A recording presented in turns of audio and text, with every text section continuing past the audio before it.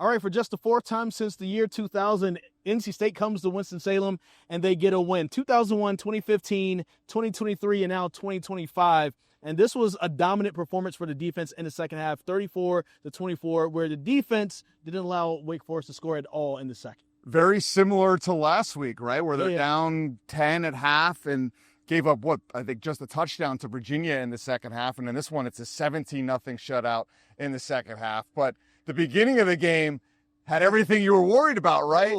Thursday night, first road game, and they returned the opening kick for 6, and then they go up 14-0. But credit to State, they did not flinch. And here's the thing. This is a Wake Forest team that looked a little shaky the last couple of weeks. I mean, they barely beat Kennesaw State. Right. In the 14-13, week. yeah. It was one of those games. So a lot of State fans and a lot of people who were looking at this game were like, okay, NC State probably should come in and dominate this game from the very start. And as you said, it wasn't that case. Of course, an immediate return, 98 yards for a touchdown on the opening kickoff. And then Damon Claiborne punches it in from the 1, and Wake Forest goes up 14-0. And everybody in the press box is like, okay, what's happening here? And then after that, Robbie Ashford starts hitting receivers in stride. Right. And that was one of the things when you talk to people who cover Wake Forest, Robbie Ashford is not known for his accuracy. He's known for his deep ball, and he's known for his legs. He's not known for the accuracy. And he looked pretty accurate at first. Yeah. And then, Wake Forest started to kind of fall off a little bit, and NC State started taking the control back. I think what really helped them, of course, was the thick six. Oh, Isaiah Shirley. From Isaiah Shirley. I think that was a pretty good player. Yeah, I mean, Dave Doran shouted it out immediately in the press conference. Isaiah Shirley was pumped to get into the press conference.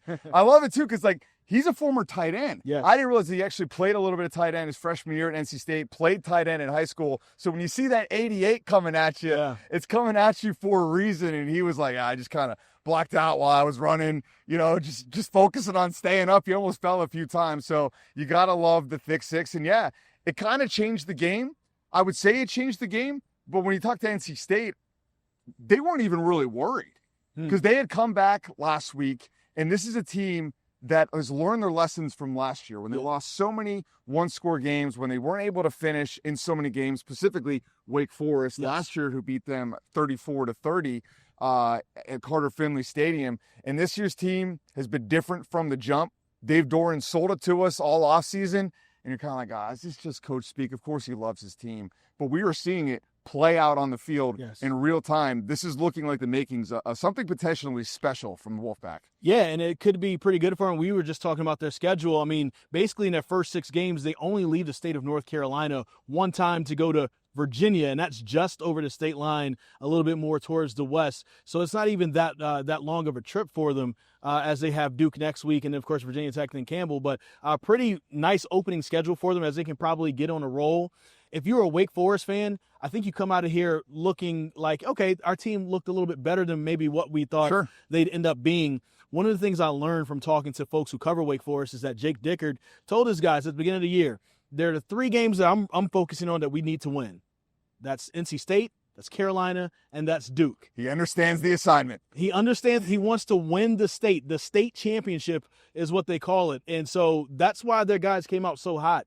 They came out in this game like they wanted to win with their hair on fire. I just think at the end of the day, State was too big, they're too skilled, and the defense just absolutely played like lights out. I mean, Wake Forest barely moved the ball in the second half at all. NC State's getting better every single week. Like the things that were wrong about them in the opener where they weren't able to finish offensively, were things that were wrong about them against Virginia where they let Jamari Taylor, former NC Central running back, run all over them. Yeah. Tonight, they shut down this dual-headed running game from Wake Forest, from Robbie Ashford and Damon Claiborne, who scored 3 touchdowns last week, 3 touchdowns against them last year. Clearly, that was a big part of the game plan, and those Robbie Ashford deep passes in the first half were probably just a product of the game plan. They didn't ever really say they made any big adjustments in the second half. I think to your point, he just wasn't able to hit them, find them in the second half. And you had people leaving this stadium in the third quarter. It felt a little bit like the UNC-TCU opener. Even as close as this game was, it did feel like it was over. So I guess I can't blame the Wake fans for being like, I'm out of here. It's Thursday night. I got to work tomorrow. Yeah, exactly. It's Thursday night. And, of course, hey, we gave it a good shot in the first half. But speaking of running, Hollywood Smothers. I had to Star. look it up again. 24 carries, 164 yards, 6.8 yards per carry. What an amazing night for him. And I think that was one of the things, too, that when you listen to NC State fans, when were you going to see that game from that guy, from Hollywood Smothers? And some wondered if he was big enough. He's more of a smaller back. He's not the power back that can just ram through guys. This was the perfect coming out party, I think, for him in the game versus Wake Forest with those 164 yards. Special weapons. I think NC State has a lot of things going for them right now. They have the typical hard, tough together. That's their motto that Dave Doran likes to preach. But I think what's elevating this group beyond just the chemistry that they've established during camp and their character is the skill level talent. They have real game-breaking players. Hollywood Smothers is an NFL caliber running back. There's a lot of NFL caliber running backs out there. He certainly is one of them, though. C.J. Bailey, NFL caliber quarterback.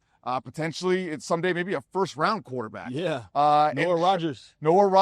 Justin Jolie. At least that level of talent coming out of high school, he hasn't quite shown it yet. Justin Jolie among them. So there's some real skill on this team, and it's not just because everybody knows their names that covers and watches the Wolfpack. These are real guys. There's NFL scouts all over the place here tonight. Now, I know it's a Thursday Night Island game, but I think they were out here to see some of these players. Absolutely. I mean, the press box was full of them. You saw Ravens, Colts, Giants, so many different teams here representing, trying to get the look on these teams. It's going to be interesting also next week when NC State travels not too far to Durham to take on Duke. This is a Duke team that, we have to see what they're going to do versus Tulane. But you know that they have a sour taste in their mouth from their loss last week to Illinois. 5 turnovers in that game, and that's one of the reasons why that game looked as lopsided as it did. I know that was one of those points of emphasis for Manny Diaz this week, so we'll see how they do versus Tulane first.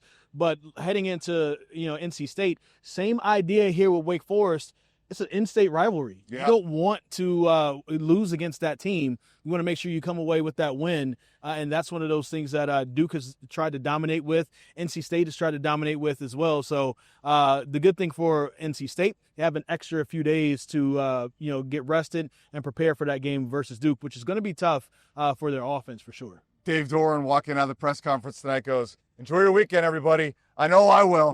So he's definitely going to enjoy these extra couple of days to maybe watch some football and prepare. He's certainly a guy that's feeling it right now, and he should, because all the things he saw in the offseason about this team, all the things he wanted to change about how poorly last season went for a variety of reasons have come to fruition so far. And they needed to early, right, Chris? Because we've talked about the schedule a little bit already. This was a game you can't lose. If you want to be the first NC State team to win 10 wins in whoever knows how long, or the first NC State team to win an ACC championship whoever knows how long, you can't lose to Wake Forest on the road. And this had the makings of a trap game. They came through. They got down to Virginia at home. Another game you can't lose, because at the back end of that schedule, you got the difference-making games, the resume-building games. At Notre Dame, Duke is no slouch. They're potentially a team that can find their way into the top 25 eventually. Who else they got on the schedule? Miami, Georgia Tech. Pull it up. Yeah, it's not easy down the stretch, and then they end at North Carolina, which maybe looks certainly winnable right now, but you don't know what that team's going to look like at the end of the year under Bill Belichick. Pitt, Georgia Tech, Florida State as well, and that's the week before Carolina. So, if you look at that 4-game stretch, Tech, brutal. Georgia Tech, Miami, Florida State, ending with Carolina. So that's what's going to ultimately define the season. But the start there, it's so much of it comes down to the beginning of the year too, just like how you perform in the key moments. One-score games are coin flips for a reason, and that ECU game came down to a 4th down stop. To win the game. They came through. If they had lost that game, the fan base was already mad that they won it as close that they did. The Tide was, people were all geared up to, get rid of Dave Doran. We've seen this X number of years over and over and over again. 13 years in, nothing's changed. Maybe it has. Maybe this is finally the team. Well, also, they're going to have to do it in the first half without Sebastian Hart next week versus Duke. Got a targeting call in this. A little debatable, I guess, by the letter of the law. It was targeting, but also it's kind of felt like it was bang-bang. So we'll see how NC State, sorry. Sorry, guys. How Triangle. A lot of teams. How NC State adjusts without Sebastian Harsh, who's been looking amazing. Him and Kean Sloan, look like one of the best, duo say. edge rushers in the ACC right now. So interesting adjustments that they're going to have to make ahead.